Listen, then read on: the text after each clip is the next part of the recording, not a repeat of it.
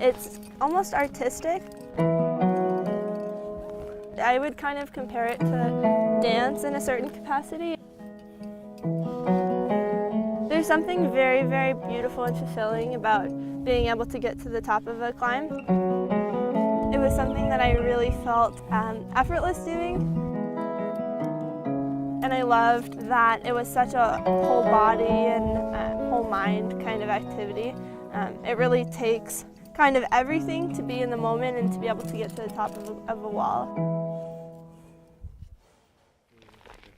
For some, the first step in discovering their potential is making peace with their limitations. I was never really much of an athlete. Hannah Tolson knows that from experience. I was pretty uncoordinated, so I never really found a sport that suited me. Thanks to the insistence of a middle school athletic director, Everybody had to try a sport. and a nearby rock climbing gym, Our middle school was about 5 minutes away. she found her passion and discovered just how good an athlete she really is. I tried that and I fell in love with it. That's how Hannah began her ascent. The rest is history, I guess. When the Phoenix native clipped in for the first time, she did so with no expectation that a successful career in the sport would follow. I thought it was kind of too old to jump into it and to really achieve something great. It took just 2 years to dispel that notion.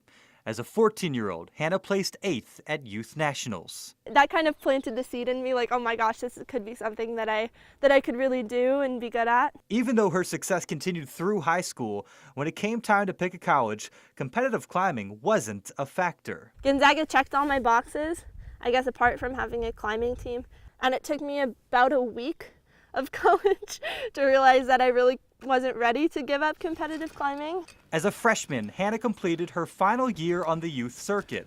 With that stage of her career winding down, she came up with a plan. We need to start a climbing team. In order to compete in USA Climbing's Collegiate Nationals, you have to belong to a club team.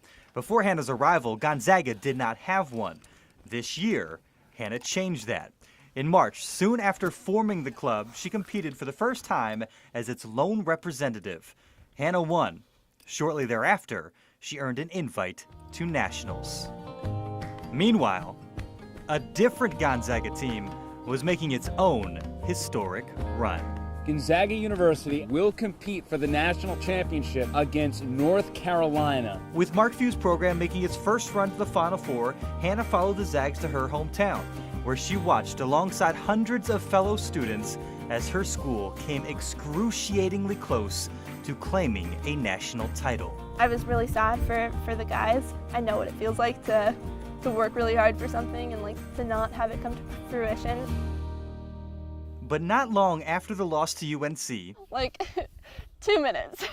Hannah realized, oh my God. she could help Gonzaga claim some measure of revenge. This might be another sort of Zags and Tar Heels rematch right now. Just as she expected, Hannah's toughest competition in these sport climbing nationals was Carrie Scott from the University of North Carolina. By the finals day of nationals, when I was sitting in first and she was sitting in second, I was like, oh my God, this could really happen. Since Hannah was a top qualifier, she simply had to complete the climb in finals in order to win. Up until that point, I hadn't even really let myself consider winning to be a possibility, because I felt like that would really, it would really stress me out. Which was the last thing she needed. When I'm about to compete, I have this mental battle in myself with where 1 minute I'm fine and ready to climb, and the next minute I want to curl up into a ball. So it's an emotionally exhausting experience. Hannah climbed last, with 22 other competitors going before her, which meant waiting over 3 hours for her turn in earshot of the arena. Towards the end of the order, you start to hear more cheers from the crowd because people are getting up higher on the climb. The last climber before Hannah was her Tar Heel rival, who made it all the way to the top. That's kind of when I realized, all right, game on, I have to do this thing too now. By the time Hannah began her ascent on April 29th in San Diego, the hardest part was already behind her.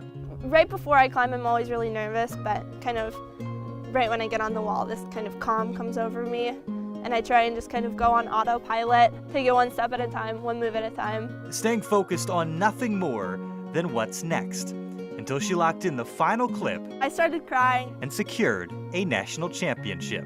It's been kind of years of near misses for me, years of sad car rides home and, I should have done this or I could have done this. It was retribution, I would say. Claiming the title for herself and for her school. I love representing Gonzaga, and I think it might be part of the reason why I was able to kind of pull it together and take the win this time. Last month, Hannah Tolson gained a clear understanding of her potential by reaching the pinnacle of collegiate climbing. In 3 years, she will set her sights much higher. Rock climbing was added to the list of events in the 2020 Summer Olympics. I have to think, why not me?